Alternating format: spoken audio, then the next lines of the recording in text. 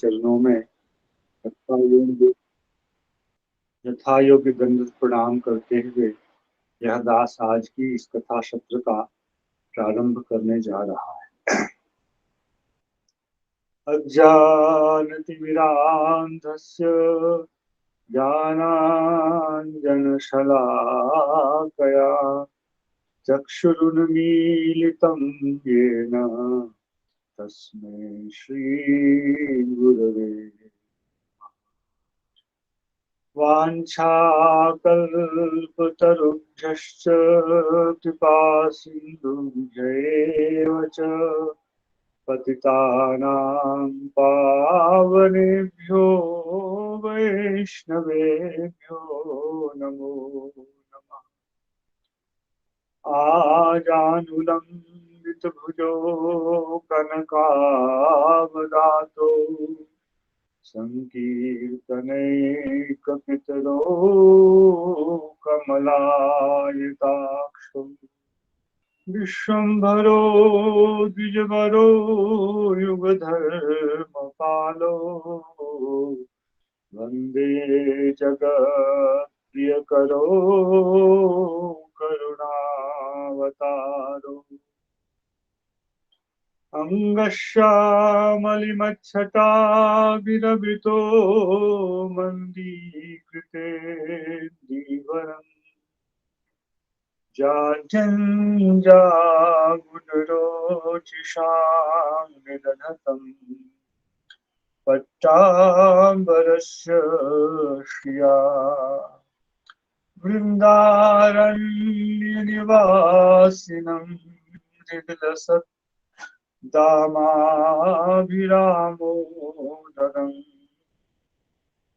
राधास्कन्धनिवेशितो जलभुजम् ध्यायेमदामोदरम्।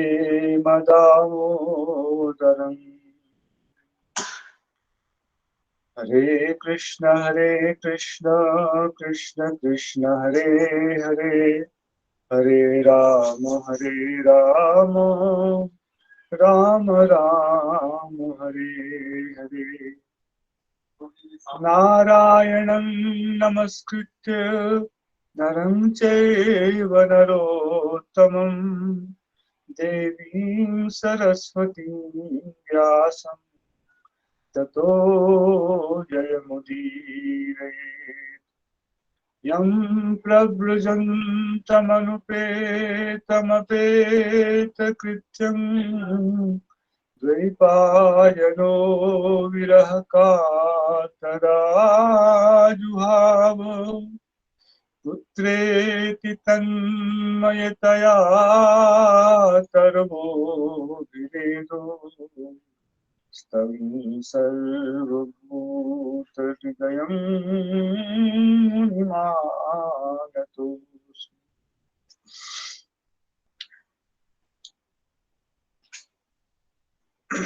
सपद्देवाभितो पश्यन् दिशो पश्यत्पुरस्थितं वृन्दावनं जनाजीव्य ध्रुवाकीर्णं समाप्रियम्। तो समाप्रियम की व्याख्या में चलते चलते हम लोग बहुत दूर पहुंच गए।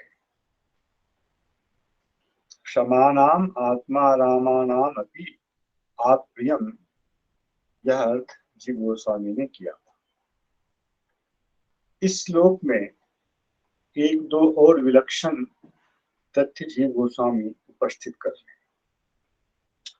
वे कहते हैं न केवलम तदेव आचस्ते, पहले जो इदम सहात्मना कहा गया था, न केवलम तदेव आचस्ते, उतना ही नहीं देखा उन्होंने, अपितु स्वरूपस्थम वृंदावनम च ददर्श। इदम के अंतर्गत तो सामान्य वृंदावन एक होता ही है जहां वे हैं, किंतु उससे अतिरिक्त स्वरूपस्थ वृंदावन का भी उन्होंने दर्शन किया। वही इस श्लोक का विषय है। अभितः सर्वाः दिशः पश्यन् पुरस्थितं वृंदावनम अपश्यत्। सभी दिशाओं में देखते हुए उन्होंने अपने सामने वृंदावन को ही देखा। सभी दिशाओं में दिशः अपश्यन् वृंदावनम अपश्यत्, जिधर जिधर देखते हैं उधर उधर ही उनको वृंदावन दिखाई पड़ता है। यह यहाँ पर भाव दे रहे। अभितः सर्वाः दिशाः पश्यन् पुरस्थितं वृंदावनम अपश्यत्। पुरस्थितमपि या या दिशः पश्यति तासु तास्वेव पश्यति। जिधर जिधर अपने मुंह, ऐसे तो चार मुंह, उनको चार मुख है ही, तब भी जिधर जिधर वो देखने का प्रयास करते हैं हर ओर वृंदावन ही उनको दिखाई पड़ता है। इससे क्या सिद्धांत आता है? इससे सिद्धांत, हाँ, वृंदावनम अपि व्यापकेन ददर्श। इससे सिद्धांत यह आता है भगवान के स्वरूप की भांति वृंदावन का स्वरूप भी जो है यह विभु है, सर्वव्यापक है।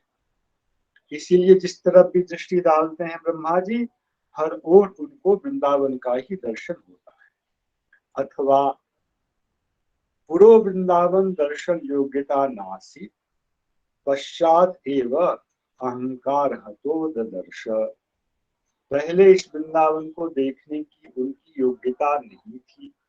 अब जब पीछे के श्लोकों के प्रसंग के अनुसार उनके अहंकार का नाश हो गया भगवान के इस स्वरूप वैभव को देखने के बाद, तब तब जाकर वृंदावन को देखने की योग्यता आई। अर्थात जब तक हमारे हृदय में किसी भी प्रकार का अहंकार है, स्वशक्तिगत अहंकार है कि हम अपनी योग्यता से वृंदावन का दर्शन कर लेंगे, तब तक इस स्वरूपस्थ वृंदावन का दर्शन असंभव है। कीदृशं वृंदावनम अपश्यत् जनाजीव्य द्रुमा किरणम्। जनाजीव्य द्रुमाः अत्र कल्पद्रुमाः। कल्पद्रुमों से परिपूर्ण वृंदावन का दर्शन किया। और पुनः समाप्रियम के लिए वे दो और अर्थों को यहाँ कह रहे हैं। समाप्रियम में सह ब्रह्मा मा प्रियम वृंदावनम अपश्यत्, यह छेद है यहाँ पर। सह ब्रह्मा, माँ अर्थात शोभा, तस्याह मायाह प्रियम दयितम यद वृंदावनम तत् अपश्यत्। शोभा नामक यदि कोई तत्व हो तो उस शोभा नामक तत्व के लिए भी जो महाप्रिय है उस वृंदावन को देखा। इसका क्या फलितार्थ है? वह है तस्याह तत्रैव अनुगतत्वात्। शोभा संपत्ति जो है यह वृंदावन के ही अनुगत है। अर्थात शोभा की दृष्टि से वैकुंठगत शोभा की अपेक्षा भी वृंदावन की शोभा और अधिक है। एक और अर्थ कर रहे हैं समाप्रियम में, सह ब्रह्मा माँ अर्थात लक्ष्मी ही वा तस्याह आप्रियम सम्यक प्रीति स्थानम अपश्यत्। लक्ष्मी देवी के लिए भी परम प्रीति का जो स्थान है उस वृंदावन को ब्रह्मा जी ने देखा। क्यों? वैकुंठादपि मनोहरत्वात्। यह वृंदावन वैकुंठ से भी अधिक मनोहर है।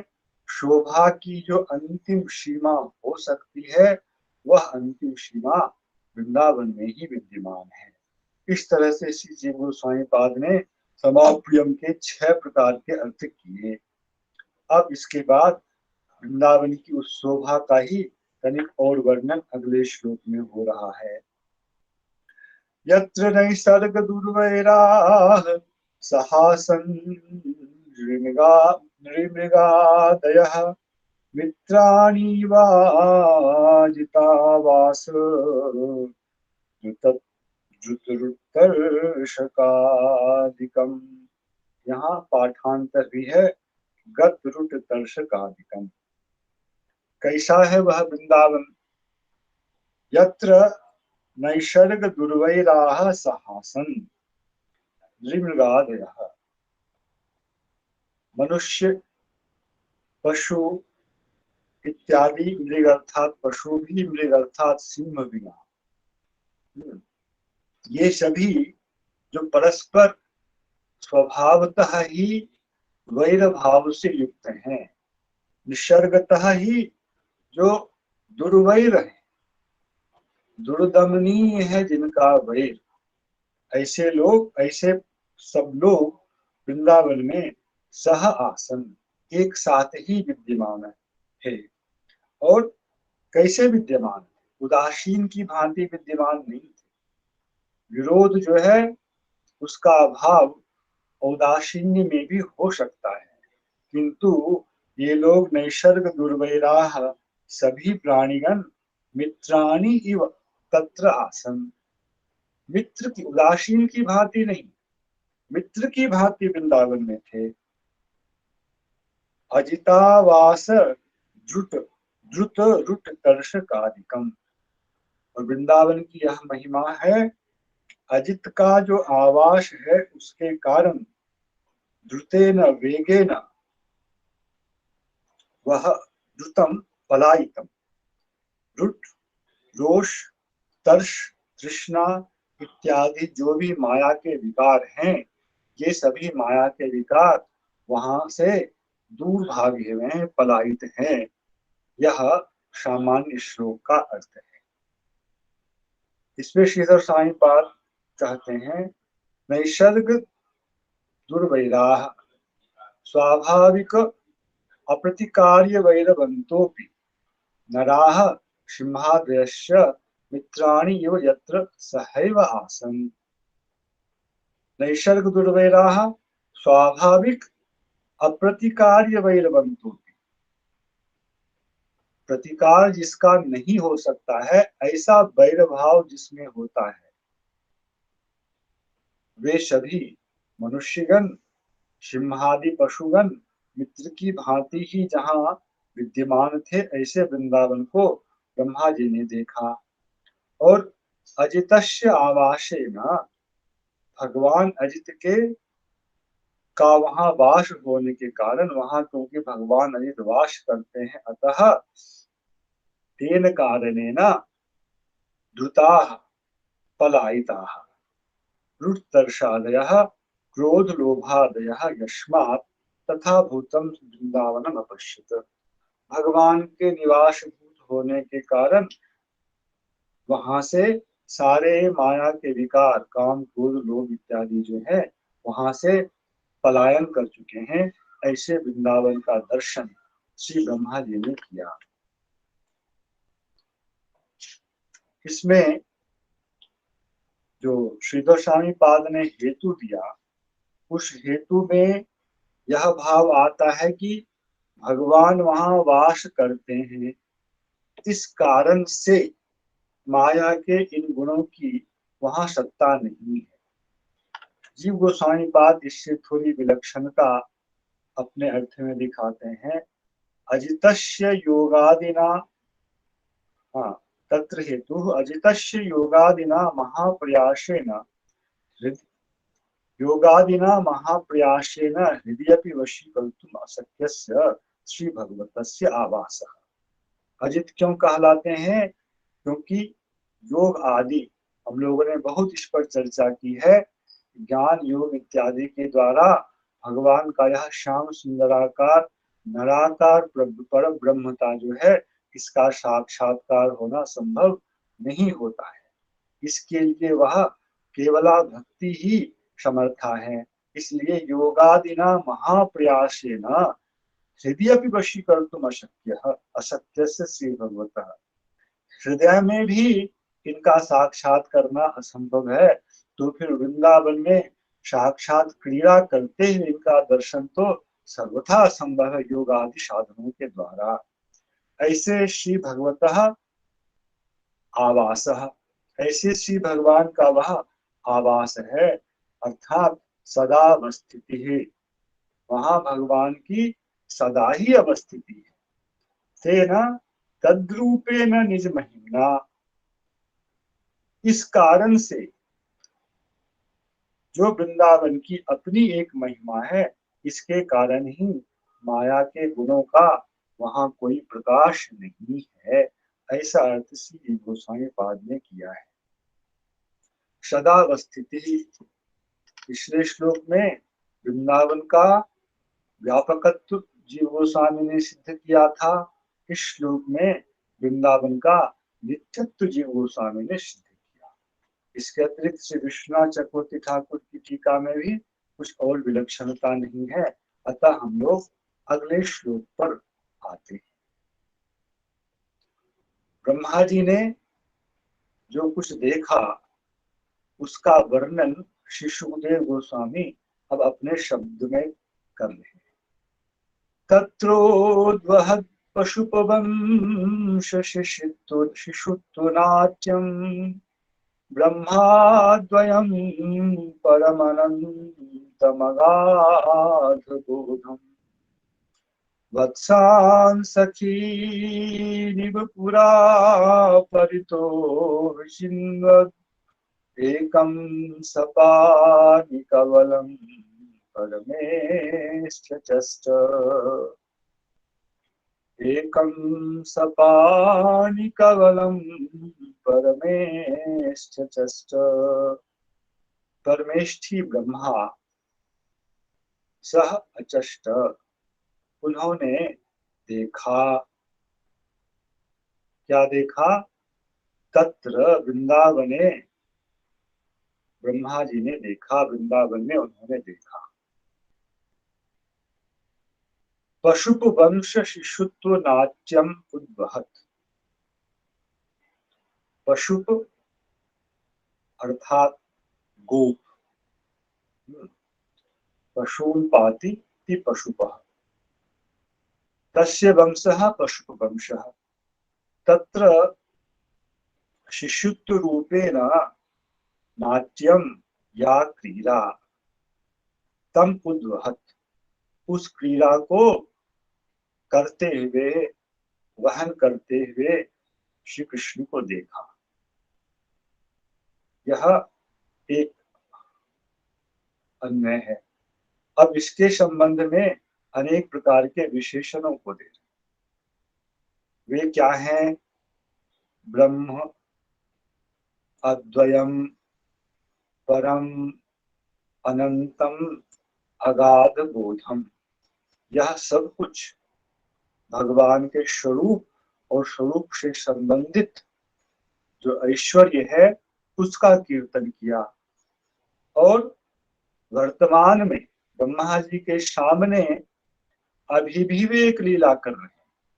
वह लीला क्या है? पूरा वत्सान शखीन इव विचिन्वत।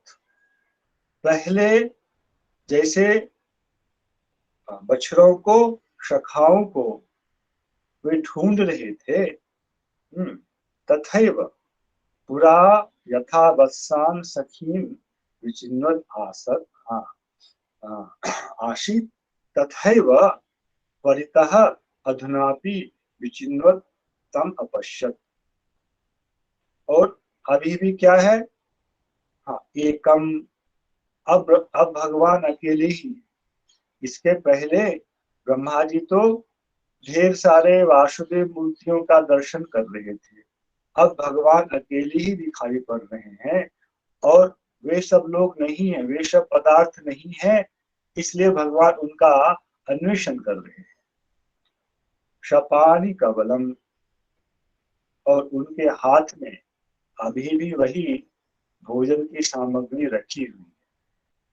बाएं हाथ में भोजन की सामग्री है और सबको ढूंढ रहे हैं। इस रूप में ब्रह्मा जी ने वृंदावन में उनका दर्शन किया।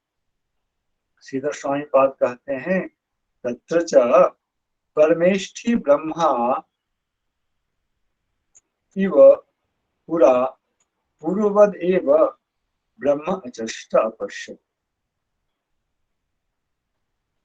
परमेष्ठी ब्रह्मा ने पूर्व की भांति ही ब्रह्म को वहां देखा। थोड़ा सा श्रीधर स्वामी पाद ब्रह्म शब्द को ही यहाँ उद्देश्य भूत कर रहे हैं। जो अन्य दास ने किया उसमें उद्देश्य भूत शब्द था पशुप वंश शिशुत्व नाट्यम उद्वहत, यह, और इसके विधेय के रूप में था ब्रह्म अद्वयम परम अनंतम अगाध बोधम। श्रीधर स्वामीपाद ब्रह्म पद को ही उद्देश्य भूत मान रहे हैं। ब्रह्मा जी ने उस ब्रह्म को देखा, कथम भूतम, इसके लिए बाकी सभी पदों की योजना कर रहे। कैसे हैं वे ब्रह्म? पशुप वंश शिशुत्वम नाट्यम उद्वहत, पशुप वंश में सुषुप्त का जो नटन है, नाट्य है, उसको करते हुए उस ब्रह्म को देखा। नाट्यम इत्यत्र हेतु, तो क्यों उन्होंने कहा कि यह उनका जो है नाटक है, नटन है? तो कह रहे बाकी सब जो है इसी के हेतु के रूप में बाकी सारे विशेषण दिए हुए हैं। अद्वयम इत्यादि जो भी विशेषण है सब इसी चीज को सिद्ध करने के लिए है कि देखो देखो देखो, यह ब्रह्म जो है यह गोप बालक के रूप में नटन कर रहा है, नाट्य क्रीड़ा कर रहा है। तो कैसे इस चीज की संगति होगी? तो कह रहे हैं देखो, वह है तो अद्वय, किंतु अद्वय होकर की अद्वयम च वत्सान विचिन्वत, शास्त्र में जिसको अद्वय ब्रह्म कहा गया है वह क्या बच्चों को ढूंढता है? अद्वय होकर के भी बच्चों को ढूंढ रहा है। ऐसे ब्रह्म को देखा। एकम च सखी विचिन्वत, यहाँ भी आएगा, एक होकर के भी अपने सखाओं को ढूंढ रहे हैं। जो एक है उसके लिए अनेकता कहाँ से? ब्रह्म के लिए तो ये आता है एकमेव अद्वितीयम। तो एक होकर के भी बहु का वे अन्वेषण कर रहे हैं। अगाध बोधम च विचिन्वत, जिनके ज्ञान की सीमा नहीं है, ऐसा गाध है, ऐसी गहराई है उसमें, तब भी अग्नि की भांति वे बछड़ों को और अपने मित्रों को ढूंढ रहे हैं। यह कैसा ब्रह्म है? अनंतम च परितः विचिन्वत, ब्रह्म अनंत है। सत्यम ज्ञानम अनंतम ब्रह्म, जो अनंत है वह चारों तरफ इधर उधर भटक करके इन चीजों को ढूंढ रहा है। और परम च शिशुत्तम उद्वहत, सर्वश्रेष्ठ होकर के भी वह एक शिशु की तरह क्रियाओं को कर रहा है। और ब्रह्म च शपानि कबलम, जो ब्रह्म है वह पानी युक्त है, और उस पानी में उस भुजा उस हाथ में उनके लिए भोजन की सामग्री है। यह सब कुछ तो नाटक ही होगा ब्रह्म के लिए। अतः इस रूप में नाट्यम एव उद्वहत ब्रह्मा अपश्यत, ब्रह्म को नपुंसक लिंग में होने के कारण इस प्रकार से उद्वहत, यह सत्य प्रत्यांत रूप बना करके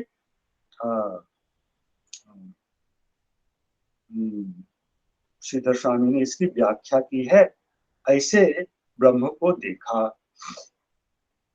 किंतु यह अर्थ बहुत कुछ जो है गौड़ी संप्रदाय के सिद्धांत के अनुरूप नहीं लगता है। इसलिए विष्णु चक्रवर्ती पाद इस यहाँ क्या कह रहे हैं, हम लोग उसको श्रवण करें। विष्णु चक्रवर्ती पाद कह रहे हैं, ततश्च स्वस्वरूप भूतानि चतुर्भुजत्वादीनि योग माया एव आच्छाद्य एकम एव अद्वयम ब्रह्म इति श्रुत्युक्तम स्वदर्शित सर्वस्वरूप मूलभूतम स्वरूपम तम दर्शयामास। अभी तो भगवान ने अपने स्वरूप वैभव का दर्शन कराया था ब्रह्मा जी को पहले, अब उन्होंने क्या किया, स्वरूप स्वस्वरूप भूतानि चतुर्भुजत्वादीनि योग माया एव आच्छाद्य।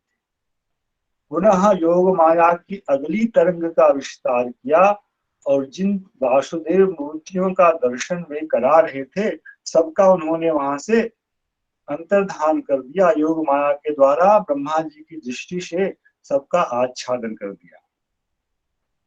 और एकम एव अद्वयम ब्रह्म इति श्रुत्युक्तम, श्रुति में जो कहा गया है एकम एव अद्वयम ब्रह्म,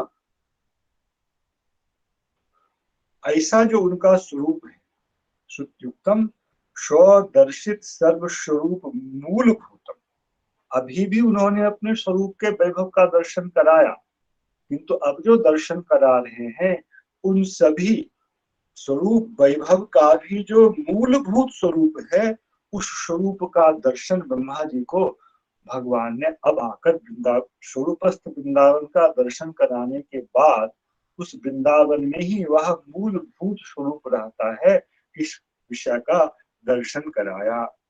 तत्र वृंदावने परमेष्टि ब्रह्मा ब्रह्म अचष्ट, परमेष्टि ब्रह्मा ने ब्रह्म का दर्शन किया। कीदृशम पशुप वंश शिशुत्वेपि प्रौढ़ परम चतुरोचितम नाट्यम उद्वहत। कैसे ब्रह्म का दर्शन किया? समस्या नाट्य शब्द को लेकर हो रहा है ना। श्रीधर स्वामी ने कहा ब्रह्म जो इन रूपों में है वो बालक की तरह क्रिया कर रहे हैं, एक होकर के भी अनेक शाखाओं का अन्वेषण कर रहे हैं, अनंत होकर के भी कहाँ मेरे सखागण हैं, कहाँ वत्सगण हैं, यह सोच रहे हैं। यह सब जो एक विरोधाभास था उस सब को उन्होंने कहा इस प्रकार का नटन करते हुए, नाट्य करते हुए ब्रह्म को उन्होंने देखा। अन्वय की दिशा वही है, किंतु अर्थ में किस प्रकार से वैचित्री का प्रतिपादन कर रहे हैं यह ध्यान देने योग्य है। पशुप वंश शिशुत्व भी, गोप वंश में शिशुत्व का आचरण करते हुए भी परम प्रौढ़ प्रौढ़ परम चतुरोचितम नाट्यम उद्वहत, है तो बालक किंतु क्रीड़ा ऐसी कर रहे हैं जो कि चतुर ही नहीं, जो कि चतुर ही नहीं, परम चतुर ही नहीं, प्रौढ़ परम चतुर के अनुरूप है। वैसे शिशु होकर के भी प्रौढ़ परम चतुर व्यक्ति के लिए उचित उनके द्वारा की जाने वाली जो लीला है उस लीला को वो कर रहे हैं। उस लीला का रूप क्या है? मत प्रभुर मया मोहितः एव इति ब्रह्माणं मिथ्याभिमानं ग्राहीतुम्। इस लीला में सार क्या है? ब्रह्मा जी को इस मोह का उत्पादन करना कि मेरे प्रभु मेरी अपनी माया शक्ति के द्वारा मोहित हो गए, इस प्रकार का जो मिथ्याभिमान है, इस मिथ्या ब्रह्मा जी में इस मिथ्याभिमान को उदित कराना ही इस लीला का एक तात्पर्य है। और इसके लिए जो कुछ किया उन्होंने वही है शिशु होकर के भी प्रौढ़ परम चतुर व्यक्ति के अनुरूप की जाने वाली लीला। मत प्रभुर मया मोहितः एव इति ब्रह्माणं मिथ्याभिमानं ग्राहीतुम्। तथा शाद्बले वत्सान् दृष्ट्वापि पुलनेपि सखीं दृष्ट्वापि अदर्शनाभिनयं नटानां कर्म उद्वहत्। यहाँ बड़ी वाली जो भागवत की पुस्तक है इसमें मुद्रण दोष है। शाद्वले वत्सान् दृष्ट्वापि पुलिने सखीन अदृष्ट्वापि ऐसा लिखा हुआ है। उसके बाद है दर्शनाभिनयम, असल में अकार जो है वो द के साथ जुड़ना था, वो द्रि के साथ जुड़ गया है। यह जो है प्रूफ रीडिंग की गलती है। तो साधवले गायों गायों के चरने वाले स्थान में वत्सान दृष्टवा, वो बछड़ों को नहीं देख रहे ऐसी बात नहीं है, बछड़ों को भी देख रहे हैं। पुलिने भी सखीन दृष्टवा भी, जब वे भोजन कर रहे थे तो बछड़े अन्यत्र चले गए थे, जहां उनको घास मिल रही थी वहां वे थे। उसके अन्वेषण के लिए कृष्ण गए और इधर पुलिन में बालकों को छोड़ गए, सखाओं को। इसी बीच में ब्रह्मा जी ने लीला की। तो कह रहे हैं कि वे तो चढ़ते घास के मैदान में चलते हुए बछड़ों को भी देख रहे, और पुलिन में, यमुना पुलिन में बैठ करके भोजन कर रहे सखाओं को भी देख रहे।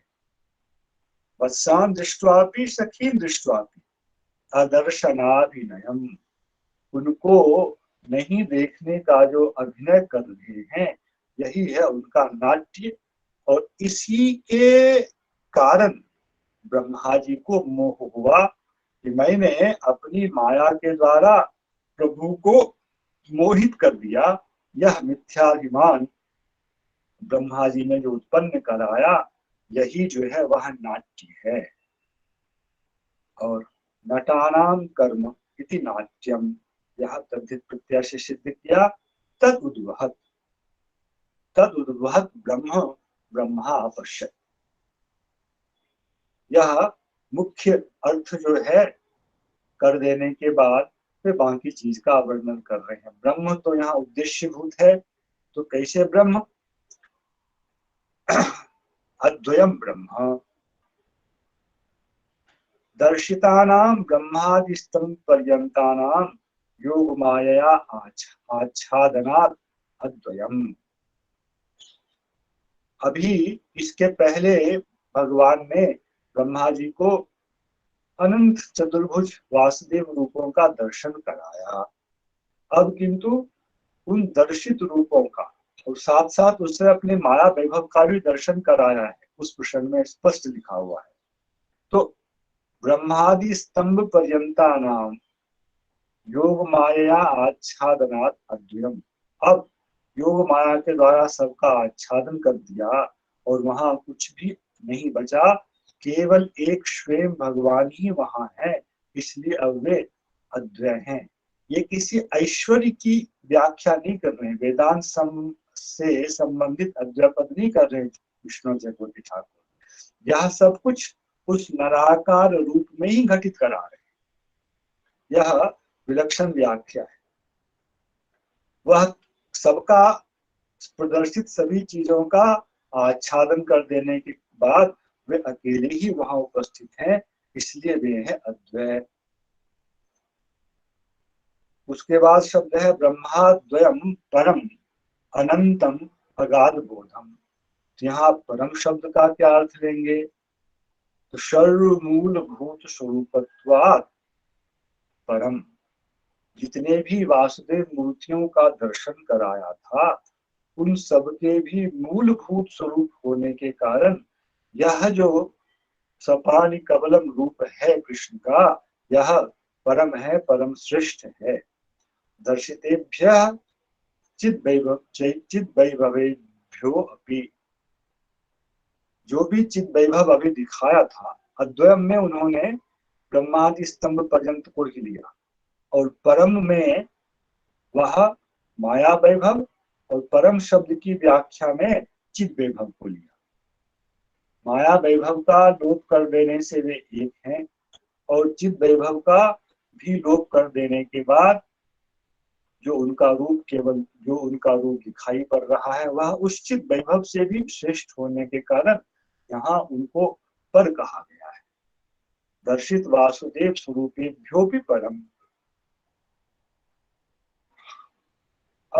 अपरेशाम, अब रह गया अनंत। ब्रह्माद्वयम परम अनंतम अगाध बोधम। अपरेशाम चिदानंदमय परः सहस्र महावैभवानां विद्यमानत्वात्। अभी तो ब्रह्मा जी को भगवान ने एक ही स्वरूप वैभव का दर्शन कराया है, तो क्या इतने में ही भगवान के वैभवों का अंत हो गया? कहते हैं नहीं। अपरेशाम चिदानंदमय परः सहस्र महावैभवानाम इतोपि विद्यमानत्वात् अनंतम।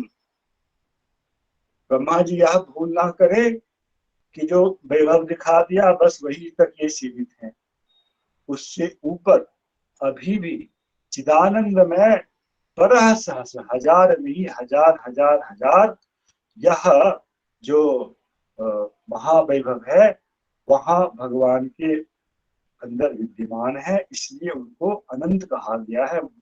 वैभवों की सीमा नहीं है।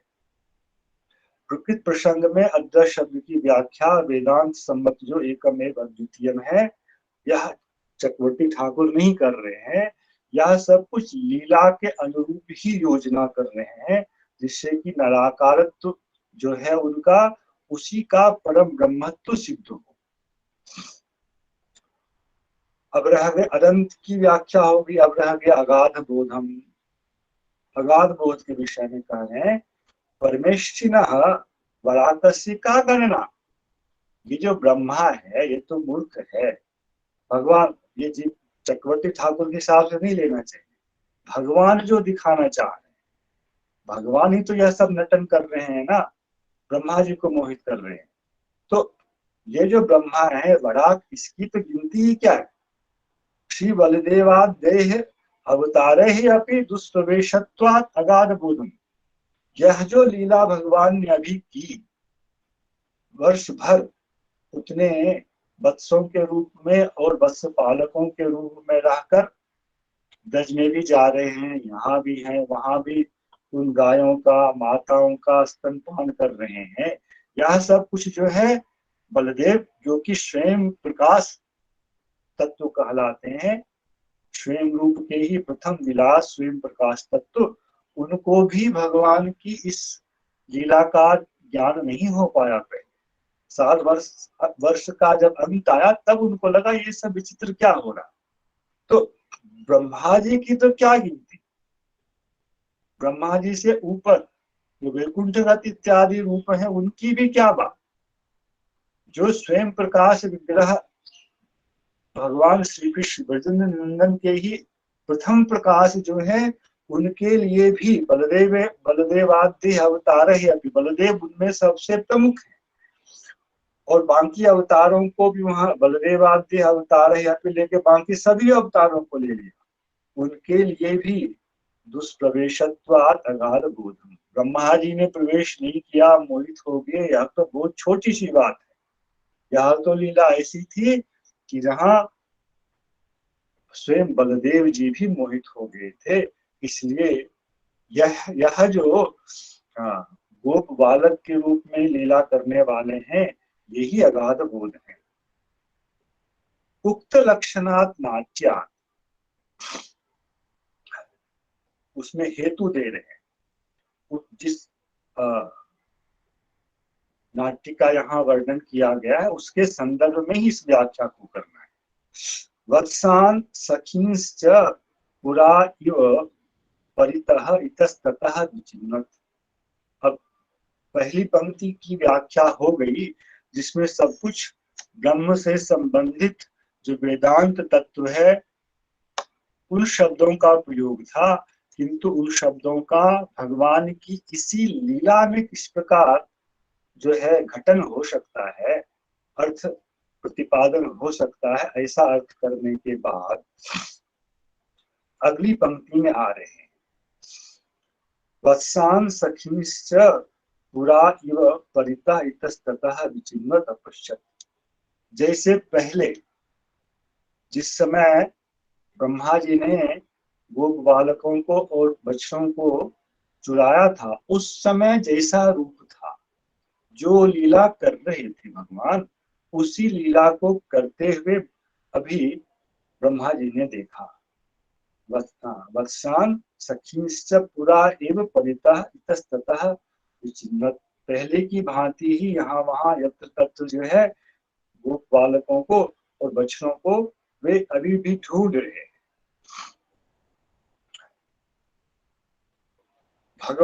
वत्स बालान्वेषणम, अब इस विषय को थोड़ा सा स्पष्ट कर रहे हैं। वत्स बालान्वेषणम पूर्व वर्षे ब्रह्मणा माया मोहितत्वात् यथार्थम एवं अवगतम। पहले पूर्व वर्ष में, वर्ष के आरंभ में, इस लीला के आरंभ में वत्स वत्स वत्सों का जिस प्रकार वत्सों का और गोप बालकों का जिस प्रकार से अन्वेषण कर रहे थे, ब्रह्मा जी के द्वारा माया मोहित होने के कारण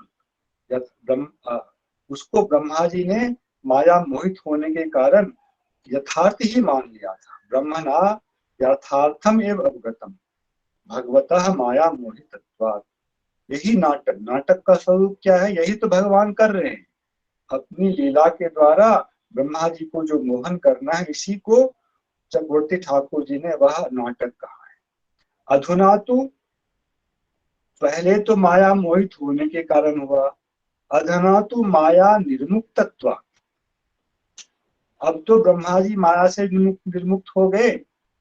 अब भी भगवान क्या कर रहे हैं? पुरा इव सात बले तृणम चरतः वत्सान पुलिने च भुंजानान बालान पश्यता स्वपरिहितान माइक वत्स बालकांश अपश्यता। तेना, ब्रह्मा जी के लिए जो ब्रह्मणा कहा था उसके लिए सारे विशेषण आ रहे हैं। अब अभी भी भगवान तृण के मैदान में तृण को चढ़ते चढ़ते हुए वत्सों को और पुलिन में भोजन कर रहे बालकों को पश्यता स्वपरिहितान देख रहे, ब्रह्मा जी देख रहे हैं कि भगवान उनका अभी भी अन्वेषण कर रहे हैं। और इधर स्वपरिहितान माइक वत्स बालकांश अपश्यता। अब ब्रह्मा जी जो है उन सभी को देख रहे हैं जिनका उन्होंने चोरी किया था, जहां से वे लोग वही हैं, वे पदार्थ वही हैं। और ब्रह्मा जी ने जहां उन लोगों को छुपा कर रखा था, वे पदार्थ अब वहां नहीं है।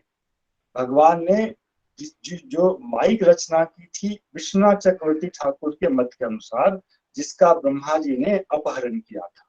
स्वपरिहितान माइक वत्स बालकांश अपश्यता। जो भगवान के निज सखागण थे और बछड़े थे, उनको तो अब वे वहीं देख रहे हैं। और जिसका उन्होंने अपहरण किया था माइक वत्सों का और बालकों का, उसको देखने वो अब गायब हो गए।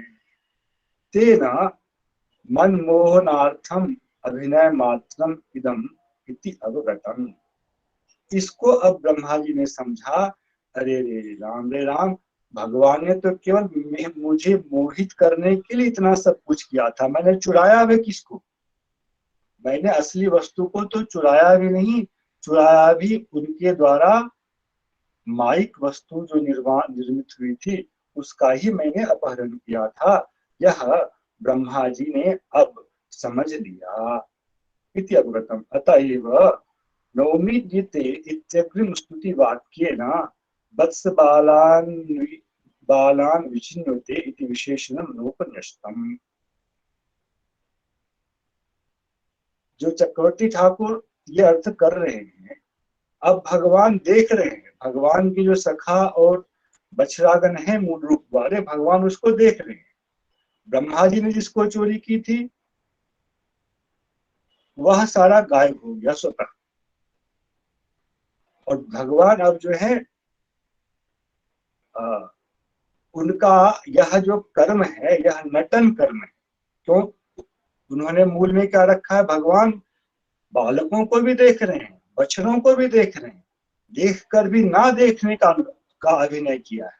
ब्रह्मा जी को यह भगवान का अभिनय समझ में आया, इसलिए चक्रवर्ती ठाकुर कह रहे हैं। आगे जो ब्रह्मा जी ने पहली स्तुति की है उसमें इन्होंने स्तुति में यह विशेषण नहीं दिया है कि बच्चों को और गोप बालकों को ढूंढ रहे भगवान को मैं नमस्कार करता हूँ। यदि यह बात सत्य होती तो वहां स्तुति में इस चीज को देते हुए, क्योंकि नहीं दिया है, इसका अर्थ यह है उनको यह भगवान का सारा खेल जो है यह समझ में आ गया कि ना तो मैंने असली वस्तु की चोरी की थी, ना ही ये वस्तुएं भगवान की दृष्टि से कभी ओझल हुई थी। भगवान सबको देख ही रहे थे, किंतु केवल मुझे ही मोहित करने के लिए उन्होंने जो है यह सारी लीला रची है। इति विशेषणम नोपनष्टम वत्सबालान विचिन्वते इति विशेषणम नोपनष्टम। यदि यह सत्य होता, अभी भी भगवान उसको ढूंढ ही रहे हैं, ब्रह्मा जी को यह ज्ञान रहता तो ब्रह्मा जी स्तुति में बोलते कि अभी भी बच्चों को ढूंढ रहे हैं, आपको मैं नमस्कार कर रहा हूं। ऐसा नहीं कहा, यद्यपि भगवान पहले की भांति ही सब कुछ कर रहे हैं, भगवान अभी भी अन्वेषण ही कर रहे हैं, किंतु अब ब्रह्मा जी को यह ज्ञान हुआ कि यह सब कुछ जो है मुझे मोहित करने की लीला थी।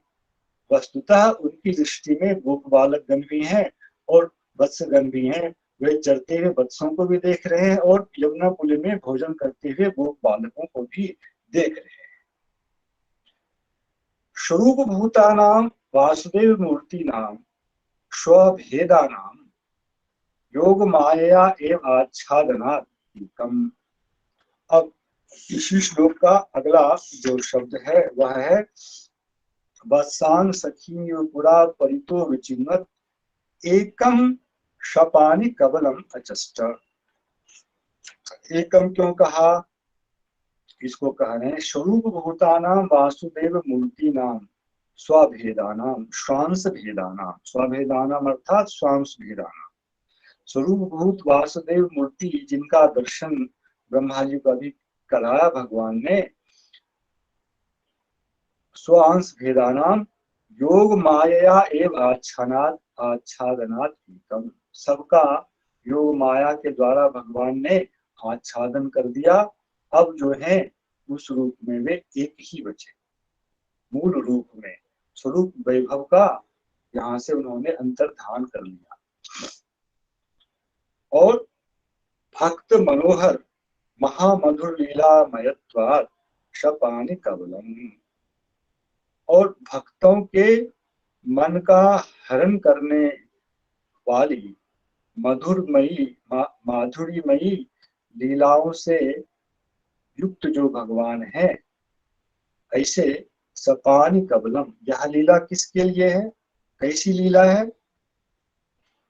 श्रीधर स्वामी की दिशा रही ब्रह्म जो ये सब चीज कर रहे हैं, यह सब कुछ क्या है, एक प्रकार का नाटक है। थोड़ा सा उसमें अन्य प्रकार का भाव, ध्वनि कुछ और है। चक्रवर्ती ठाकुर उन्हीं चीजों को लेकर के अन्य ध्वनि दे रहे। यह जो सपानी कबलम रूप है, यह मधुर लीला में रूप है उनका। और जो ऐश्वर्य के प्रति ज्यादा आकर्षित नहीं रहते हैं, भगवान के माधुर्य के प्रति आसक्त रहते हैं, ऐसे भक्तों के मन का हरण करने वाली महामाधुरी में यह लीला है सपानी कबलम। अत्र कस्मिंश्चित् अधिकारिणी, सारे पदों की व्याख्या हो गई, श्लोक संबंधी पदों की व्याख्या हो गई। इसके बाद ये कुछ अतिरिक्त कह रहे हैं। अत्र कस्मिंश्चित् अधिकारिणी निकृष्टे, निकृष्टे कस्मिंश्चित् अधिकारिणी धर्म धर्मी भाव रहितम निराकारं ज्ञान मात्रम यद ब्रह्म इति प्रसिद्धम तदपि योग मायया एव। ब्रह्म शब्द की चर्चा हम लोगों ने कुछ रूप में की है और कहा था इन विषयों का प्रयोग आगे की व्याख्याओं में होगा। तो गौरी वेदांत संबंधित जो ब्रह्म शब्द का स्वरूप है या उसका भाव है, उसको यहाँ ये व्यक्त कर रहे हैं चक्रवर्ती ठाकुर। कस्मिंश्चित् निकृष्ट अधिकारी, किसी निकृष्ट अधिकारी के विषय में धर्म धर्मी भाव रहितम निराकारम ज्ञान मात्रम यदि ब्रह्म, ब्रह्म ज्ञान मात्र है ऐसा शास्त्र में प्रसिद्ध है, पर वह किसी निकृष्ट अधिकारी के लिए, वह अधिकारी कौन है? ज्ञान योग का अधिकारी है, ज्ञान योगी है। धर्म धर्मी भाव रहितम, धर्म वहां है धर्म कभी विलुप्त नहीं है, किंतु ज्ञानी के लिए जिस प्रकार का आविर्भाव है, वहां धर्म और धर्मी का भेद जो है स्पष्ट नहीं होता है। ऐसा जो निराकार ज्ञान मात्र पदार्थ है, यद ब्रह्म इति प्रसिद्धम, वही ब्रह्म के रूप में प्रसिद्ध है। ऐसा जो ब्रह्म है, तदपि योग माया एव। जैसे यहाँ अभी सब कुछ योग माया के द्वारा ही भगवान कर रहे हैं। एक चीज दिखा रहे हैं, फिर उसका आच्छादन कर रहे हैं, अपर चीज दिखा रहे हैं, फिर आच्छादन कर रहे हैं। सब कुछ भगवान ने ब्रह्मा जी के प्रति योग माया का विस्तार करके ही सब कुछ किया। ऐसे ही जिस ज्ञानियों के प्रति, ज्ञान योग निष्ठ अधिकारी लोगों के प्रति ब्रह्म तत्व जो चिन्मात्र निराकार धर्मधर्मी भाव रूप आविर्भाव है, यह वे प्रकट करते हैं। तदपि योग माया है, वह भी अपनी योग माया के द्वारा उस ज्ञान योगी के दर्शन का, उनके ज्ञान का आच्छादन करते भी करते हैं। इसलिए भगवान का गीता का यह श्लोक है ना, नाहम प्रकाश सर्वस्व योग माया समावृतः। अहम, जो अर्जुन तुम्हारे सामने यह नराकार श्याम सुंदराकार रूप है, इस रूप वाला जो मैं हूँ, यह सबके लिए प्रकाशित नहीं होता है। क्यों? क्योंकि यह योग माया के द्वारा समावृत होता है। तो ज्ञान योगी और गुणीभूता भक्ति वाले अष्टांग योगी, इन दोनों के लिए भगवान का यह रूप जो है, वह योग माया के द्वारा आच्छादित रहता है। उनकी दृष्टि को योग माया आच्छादित करके रखती है। तदृष्टि ही प्रति चिदानंदमय चिदानंदमयानाम चिदानंदमयानाम अपि रूप गुणानाम रूप गुण नाम लीला परिकर धामादीनाम आच्छादनात् ज्ञान मात्रस्य एव प्रकाशनात् संगमितम् इत्येव मिथो विरुद्धार्थाः अपि श्रुतयः निर्विरोधम् एव संगमितव्या इति दिक्। अब इनको ब्रह्म कैसे कहें? प्रश्न ये आता है। जो इन पंक्तियों को लिखने का उद्देश्य है, यहाँ इनको ब्रह्म कहा गया। शास्त्र में तो ब्रह्म सुना जाता है, वह चिन्मात्र निराकार निर्विशेष है। तो इनको ब्रह्म कहकर और बाकी सभी चीज को ब्रह्म पर घटित करता रहना। अद्वैतवाद में क्या होगा? यह सब कुछ जो है मिथ्या हो जाएगा। नाटक जब कहते हैं तो उसका भाव यही होता है। जो ध्वनि श्रीधर स्वामी पाद की टीका में है, वह ध्वनि ऐसी ही है। तो पहले जी वो विश्वनाथ चक्रवर्ती उस ध्वनि का निराकरण कर रहे हैं, पहले उस सिद्धांत का निराकरण कर रहे हैं। ब्रह्म शब्द जो है, जिस रूप में, जिस अर्थ में यहाँ व्याख्यात हुआ, उस अर्थ में ही वह पूर्ण है। अपश्यत पूर्णम पुरुषम। और शास्त्र में यहाँ चिन्मात्र निराकार निर्विशेष धर्म धर्मी भाव रहित जिस ब्रह्म की चर्चा की गई है, वह भी ब्रह्म है, किंतु वह निकृष्ट अधिकारी के लिए प्रतिपादित परम तत्व का स्वरूप मात्र है। इस चीज को, क्योंकि वैसे जो ज्ञानी लोग हैं, उनकी दृष्टि के प्रति, तदृष्टि ही प्रति ज्ञान मात्र शिव प्रकाशना, अपने स्वरूप का एक अंश, ज्ञान मात्रांश का प्रकाश भी करते हैं। और चिदानंदमयानाम अपि रूप गुण नाम लीला परिकर धामादीनाम आच्छादना। यद्यपि श्री कृष्ण के रूप गुण नाम लीला परिकर धाम आदि सब क्या है? चिदानंदमय ही है, त्रिगुणात्मक नहीं है। किंतु ऐसे निकृष्ट अधिकारी के प्रति इन वैभवों का वे आच्छादन कर लेते हैं और केवल ज्ञान मात्र का ही प्रकाशन करते हैं। ज्ञान मात्र शिव प्रकाशनात् संगतम। इसलिए ये ही ब्रह्म है, ये ही परम ब्रह्म है, और ऐसी लीला कर रहे हैं, इसमें कुछ भी मिथ्यांश नहीं है। यह जो व्याख्या मैंने की है इसमें कोई भी विसंगति नहीं है। एवमेव मिथो विरुद्धार्थाः अपि श्रुतयः। अनाम, अरूप, इस तरह के जो शब्द हैं, निर्विशेष, सविशेष, इस तरह के जो शब्द हैं, एक ही ब्रह्म में विरुद्ध अर्थ का प्रतिपादन करने वाले हैं। तो सर्वरसः सर्वगंधः, उस तरफ बोलेंगे कुछ नहीं है। तो बोल रहे हैं ऐसे जो विरुद्ध अर्थ वाली श्रुतियां हैं, विरुद्धार्थाः अपि श्रुतियः निर्विरोधम एव संगमितव्याः। इसको निर्विरोध रूप में ही, आपस में इनका कोई विरोध नहीं है, किंतु उस विरोध का भंजन करने के लिए इसी सिद्धांत में आना पड़ेगा कि वे सविशेष होने पर भी अपनी योग माया के द्वारा निकृष्ट अधिकारी के लिए अपने उन स्वरूप वैभवों का, चिदानंदमय वैभवों का आच्छादन कर लेते हैं। यही इस संगमन की, संगति की दिशा है। अत्र पशुपवंश शिशुत्वं नाट्यम एव उद्वह न तो स्वरूपम इति व्याख्यानम भागवतस्य मोहिनीत्व प्रतिपादकम एव। यदि यह कहा जाए कि यहाँ जो है पशुप वंश शिशुत्वम नाट्यम एव उद्वह, पशुप वंश शिशुत्व जो है यही नाटक है। यह गोप बालक, गोप शिशुत्व होना ही नाटक, ब्रह्म का गोप शिशुत्व होना ही नाटक है। हाँ, तमेव उद्वहत, न तो स्वरूपम, स्वरूप जो है वह नाटक नहीं है। यह जो हो रहा है वह नाटक है। यह जो व्याख्यान है, ऐसा व्याख्यान करने से श्री भागवतस्य मोहिनीत्व प्रतिपादकम एवं सिद्धि। जो ऐसी व्याख्या करेंगे उनके पक्ष में यह समझना चाहिए जैसे भगवान की अपनी एक माया है, मोहिनी माया, वैसे ही भागवत की भी मोहिनीत्व की ही यहाँ पर सिद्धि होती है। भागवत से मोहिनीत्व प्रतिपादकम है। क्यों?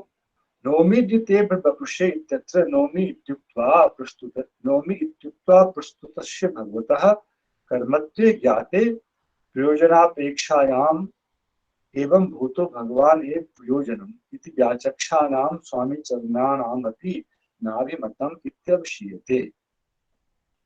श्रीधर स्वामी ने जो व्याख्या की है उसकी दिशा वैसी लग रही है, किंतु चक्रवर्ती ठाकुर उसका समाधान कर रहे हैं। श्रीधर स्वामी ने भी जो कुछ कहा है, जो व्याख्या की है, वह उनका भी अभिमत नहीं है। क्यों नहीं है?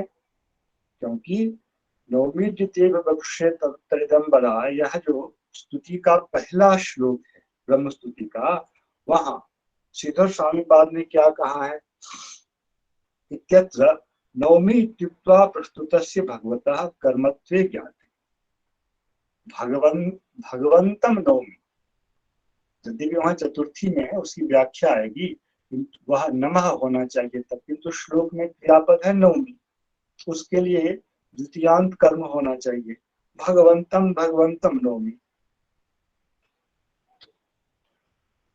प्रस्तुतस्य भगवतः कर्मत्वे तस्मिन् श्लोके ज्ञाते प्रयोजनापेक्षायाम, और वही यदि प्रयोजन हो, उस नौमी क्रिया का जो कर्म है भगवान, वही यदि प्रयोजन हो, तो उस प्रयोजन की अपेक्षा होने से एवं भूतो भगवान ही प्रयोजन, ऐसे भगवान ही प्रयोजन है।